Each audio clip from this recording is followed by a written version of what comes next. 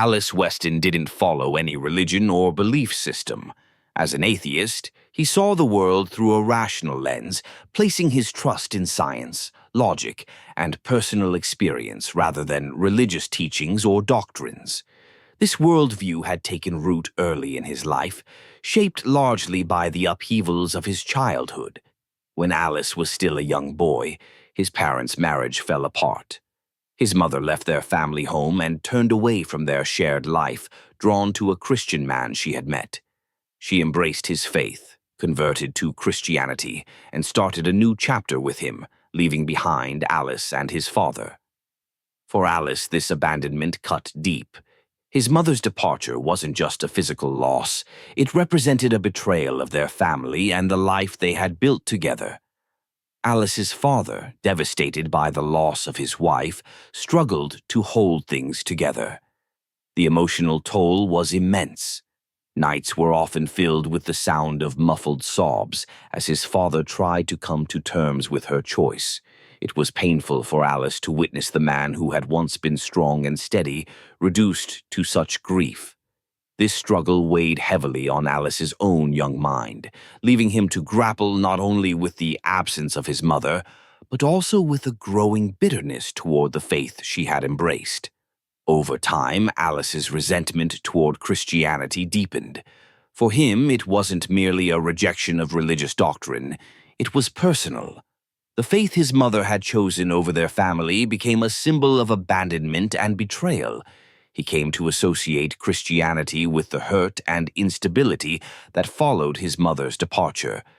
This animosity grew stronger as he watched his father endure hardship after hardship, trying to make ends meet while managing the responsibilities of single parenthood. Alice's atheism, therefore, was more than just a philosophical stance. It was intertwined with his personal history, a reflection of the pain and resentment that had shaped his early years. The absence of faith was, for Alice, a shield, something that allowed him to distance himself from the emotional wounds of the past. As he grew older, this foundation of disbelief became a defining feature of his identity, coloring his interactions with others and influencing the way he saw the world around him. As Alice grew older, he threw himself into work in order to escape the emotional turmoil of his past. He joined an engineering firm where long hours and demanding projects left little room for reflection. By immersing himself in his busy schedule, Alice managed to push thoughts of his mother and the resentment he felt toward her out of his mind. The steady grind of deadlines, meetings, and technical challenges became his shield against the painful memories of abandonment. In the workplace, Alice's bitterness toward Christianity still lingered just beneath the surface. The firm employed people from various religious backgrounds, but the Christian employees seemed to irritate him the most. Although they never did anything directly offensive, their presence alone was enough to trigger a sense of hostility in Alice. He would avoid conversations with them whenever possible, and when he did speak, it often came off as dismissive or cold. His co-workers noticed his aloof demeanor but chalked it up to his reserved personality, rather than realizing the deeper resentment he harbored. One exception to this was Steve, a Christian colleague who worked closely with Alice. Steve's sincerity and kindness set him apart. Unlike others, Steve never tried to force his beliefs on Alice or engage in debates about religion. Instead, he treated Alice with genuine respect and understanding. Over time, Alice found himself lowering his guard around Steve. Although his broader mistrust of Christians didn't disappear, Alice couldn't help but respond to Steve's unwavering friendliness with a more relaxed attitude. Their relationship wasn't exactly a friendship, but it was the closest Alice had come to one since his childhood. Steve's good nature created a neutral space where Alice didn't feel the need to be on edge. While Alice remained distant with others, his interactions with Steve were calmer, more straightforward. It was a small, subtle shift, but for someone as guarded as Alice, it meant a great deal. In this environment, Alice maintained his protective barriers, Yet, in the back of his mind, he began to realize that not all Christians were the same. Although he would never admit it openly, Steve's approach made a quiet impression, planting the tiniest seed of doubt in Alice's otherwise solid wall of resentment. One day, Steve, Alice's Christian colleague, visited Alice at home to deliver a wedding invitation. Steve's marriage ceremony was set to take place at a church, which Alice found difficult to accept. His long-standing bitterness toward Christians and their traditions made the idea unappealing. At first, Alice outright refused the invitation, firmly telling Steve he wouldn't attend. However, when Alice's father learned about it, he insisted that Alice should go.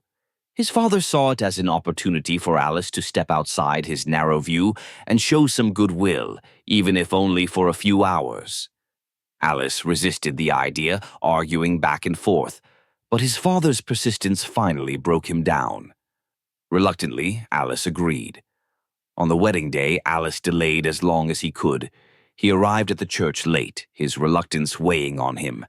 Entering the building, he felt out of place and uncomfortable, his thoughts racing with memories of his mother's betrayal and the bitterness he carried toward Christianity.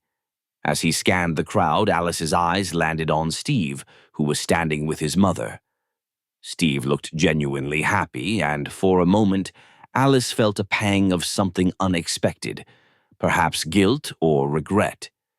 He remained hesitant, standing near the entrance. Then, as Steve's mother turned to greet another guest, Alice froze. Recognition hit him like a bolt of lightning. The woman standing with Steve wasn't just a stranger. She was his own mother. The realization stunned Alice, leaving him rooted to the spot. A whirlwind of emotions, shock, anger, confusion, surged within him. Steve's happiness was real, but for Alice, the moment turned his world upside down. This wasn't just a wedding anymore.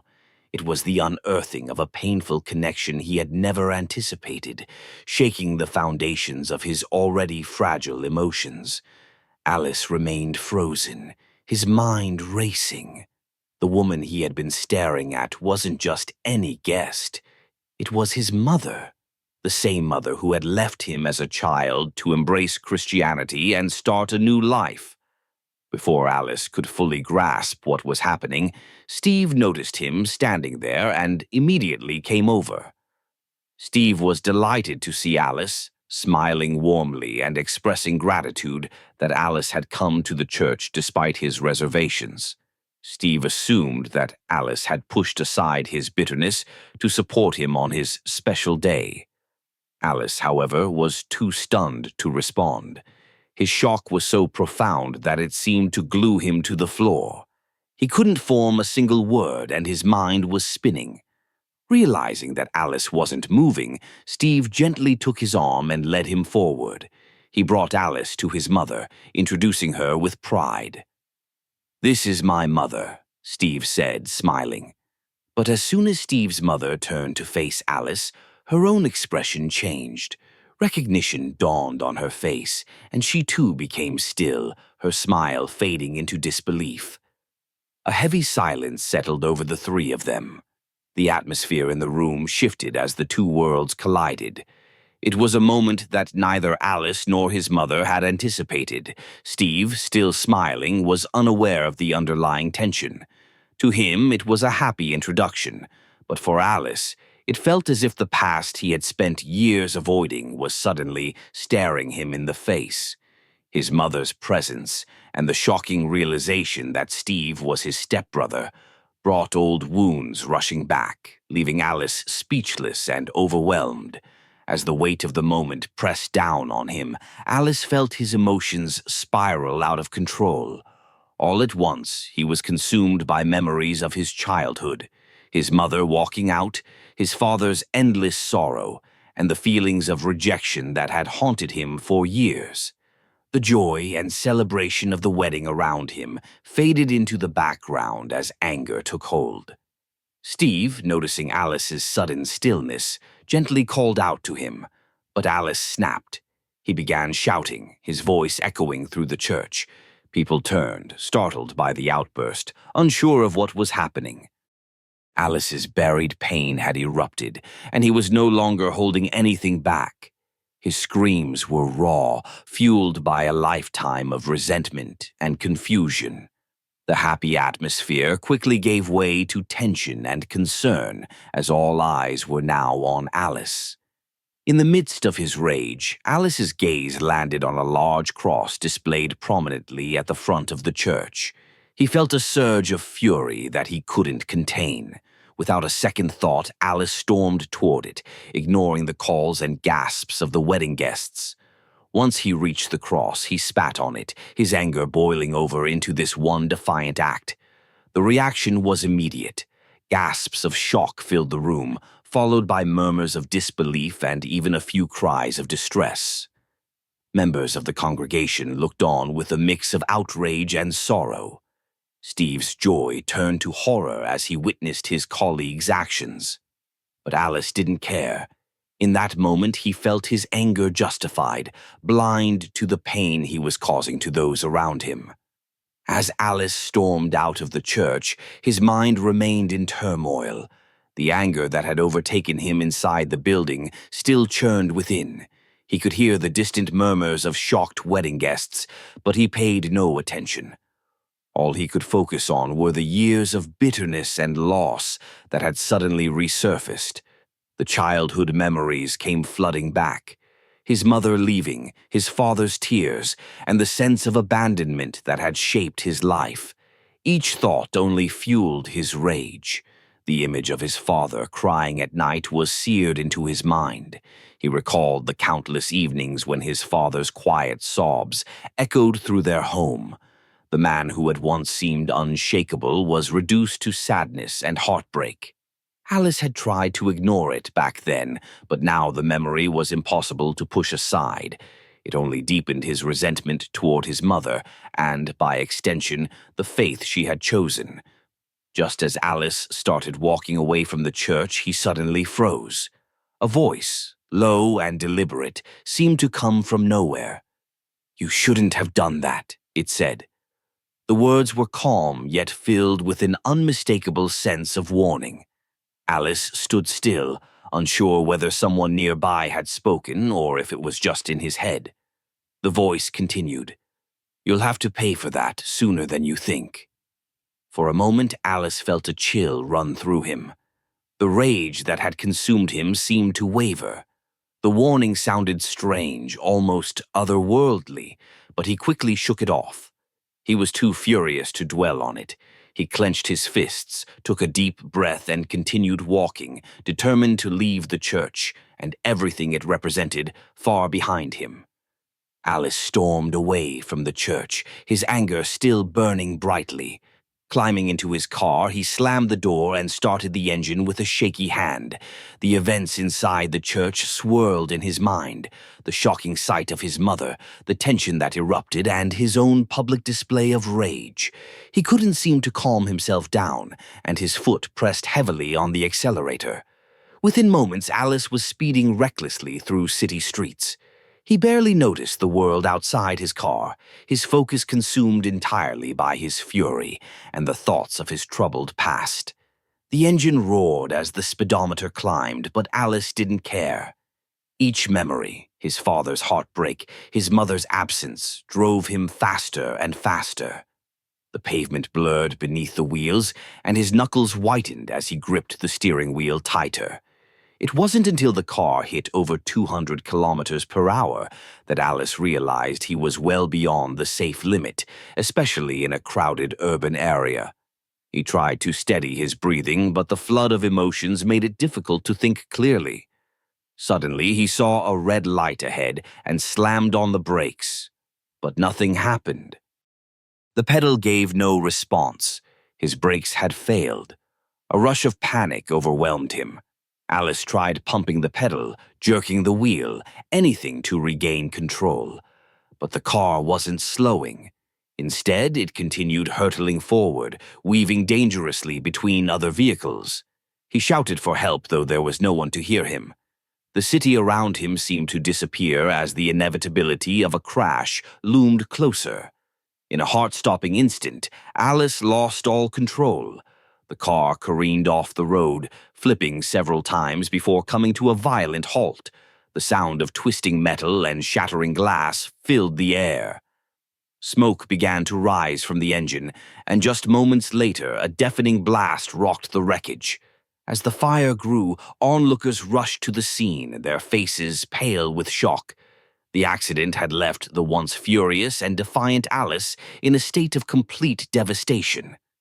The ambulance raced toward the hospital, its siren piercing the stillness of the night. Alice's condition was critical. Paramedics worked frantically to keep him stable, but the extent of his injuries was staggering. Both his legs had been severely burned from the leaking petrol, leaving his lower body permanently damaged. Several bones were broken. His arms, ribs, and even his back suffered fractures. The crash had left him barely recognizable, a stark reminder of the destruction he had narrowly survived. As soon as the ambulance arrived, a team of doctors and nurses sprang into action. They quickly assessed his injuries, noting the severe burns, internal damage, and blood loss. Alice was rushed into emergency surgery, though the outlook was grim. The staff exchanged worried glances. They knew it was going to take a miracle to save him. Every passing second felt like an eternity as they worked against the clock to stabilize him. In the hospital waiting room, Alice's father paced back and forth, his hands trembling. He had been by Alice's side as much as possible, hoping against hope that his son would pull through. The sound of his son's cries and the image of him lying motionless on the stretcher were burned into his mind. His father's once calm demeanor had been replaced by desperation. He clung to the possibility that Alice might somehow survive, even as the odds seemed stacked against him. But then, against all expectations, a glimmer of hope emerged. After hours of surgery, the doctors noticed small signs of improvement. Alice's breathing stabilized, and his vitals began to strengthen. It was a faint but undeniable sign that he wasn't ready to give up.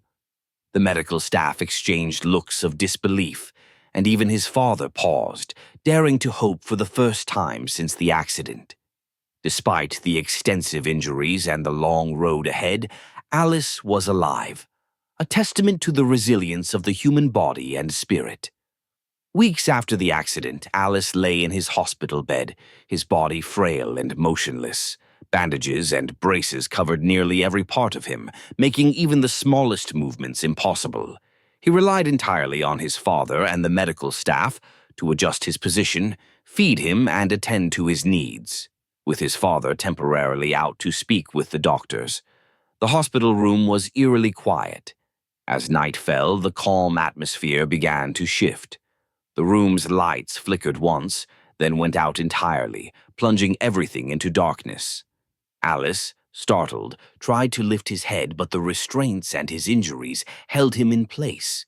He opened his eyes wide, straining to see through the blackness, but nothing was visible. The stillness pressed heavily on him, amplifying every small sound. Then, through the silence, Alice heard a strange, sharp noise, a high-pitched keening that echoed faintly, as if coming from somewhere just outside the room. The sound grew louder, like the wailing of a distant child. It was unlike anything he had heard before, unnatural and haunting. A chill ran down his spine. He wanted to call out, to ask who was there, but his voice failed him. He was alone, immobilized, and trapped in the suffocating darkness. Suddenly, he felt a dampness on his face. A warm, sticky liquid dripped down onto his lips. Panic set in. He realized it was blood, though he had no idea where it was coming from. The keening sound stopped abruptly, replaced by a dreadful silence. Alice's heart raced, but his body was too weak to do anything more. The strain and terror overwhelmed him, and he passed out before he could make sense of what had just occurred. It took 2 full days before Alice finally opened his eyes again. The world around him was hazy, his vision blurry, and his body weighed down by exhaustion. The painkillers were still in effect, but they couldn't entirely mask the deep ache in his bones. Every inch of him felt as if it were on fire, yet he couldn't move, not even to shift into a more comfortable position. He could feel the tightness of the bandages and the immobility of his limbs, as if he were trapped in his own body. As his vision cleared, he saw his father standing by his bedside. His father's face was pale, his eyes red-rimmed from days of worry. The moment Alice's eyes flickered open, his father's lips trembled, and he began to cry. The sound of his father's sobs, usually so steady and composed, shook Alice deeply. Through broken words, his father explained how he had rushed into the room after hearing Alice scream. When he arrived, Alice had been unconscious, blood smeared across his face. The doctors had worked urgently to stabilize him, fearing the worst. His father confessed that he had spent the last 2 days barely eating or sleeping, pacing the hospital corridors and praying for his son's survival. Alice didn't respond. He was too weak, too overwhelmed. His father continued to speak, the words pouring out as though they had been bottled up for days. He spoke of his relief that Alice was alive, but his voice carried a heavy sadness, as if he knew the road ahead would not be easy. Alice closed his eyes again, too tired to process it all.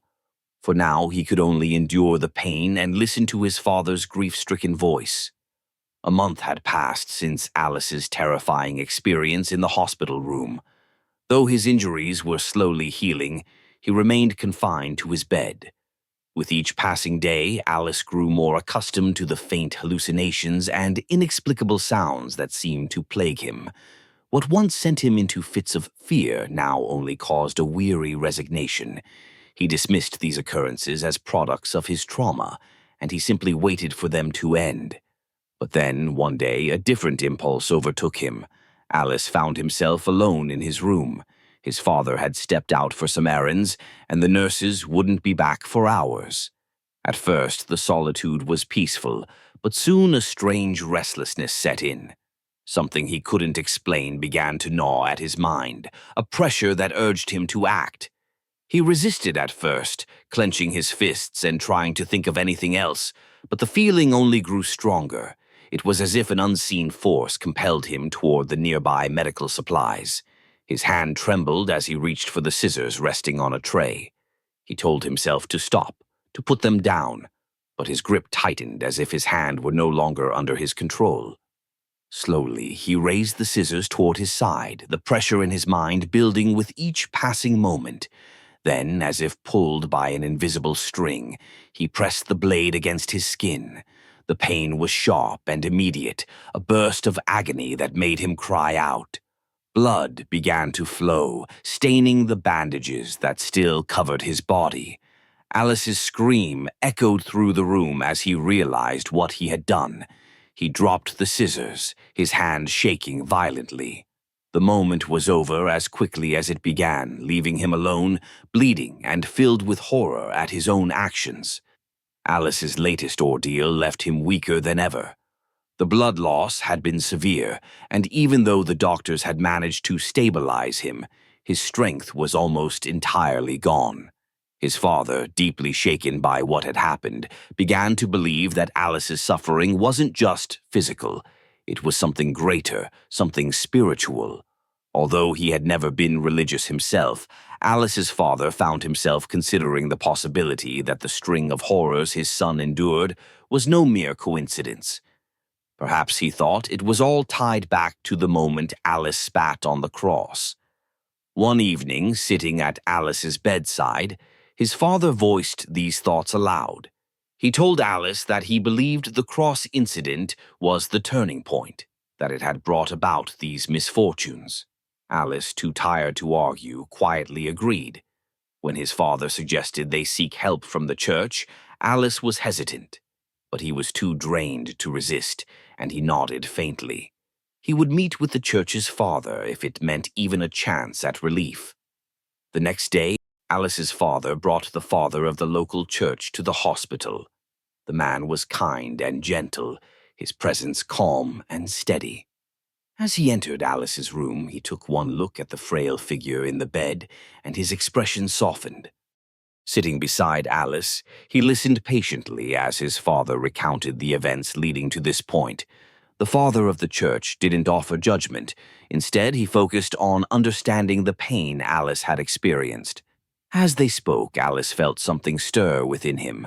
Not a physical change, but a faint, glimmering hope. Perhaps, he thought, there might be a way out of this endless torment. For the first time, he allowed himself to consider that redemption might be possible. As the church's father listened to Alice's story, his expression remained calm and understanding. When Alice finished recounting his experiences, the betrayal, the anger, the accident, and the strange events that followed, the father spoke softly. He told Alice that redemption and forgiveness were always within reach. "You must turn to Jesus," the father said, his voice steady.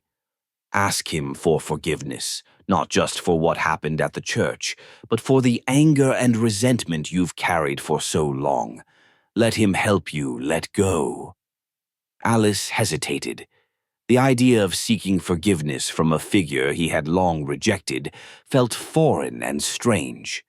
Yet he couldn't deny the weight of his suffering or the faint hope that maybe, just maybe, there was a way to end it.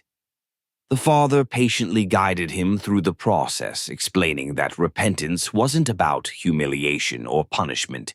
It was about releasing the burdens that had consumed him and allowing himself to heal.